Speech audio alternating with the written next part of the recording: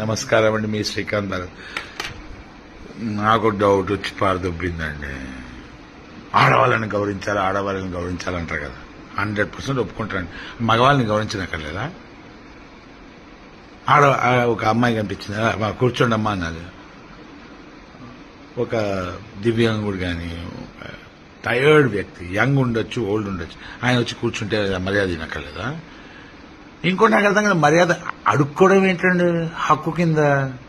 మూడోదండి, అన్నిటికన్నా important point, ఆడవాళ్ళని గౌరవించాలండి. ప్రతి అడ్డమైన వాళ్ళని గౌరవించనక్కర్లా. అన్నిసార్లు ఆడవాళ్ళు రైట్, అన్నిసార్లు మగాళ్ళు తప్పు. ఏందో ఎలా బతుకుతున్నానండి? ఆ ఇన్సూరెన్స్ యాడ్ ఉందండి,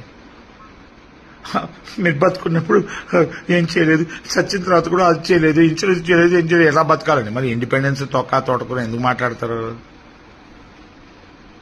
అలా చచ్చిన తర్వాత కూడా టార్చరా? కష్టం అండి గౌరవించడం.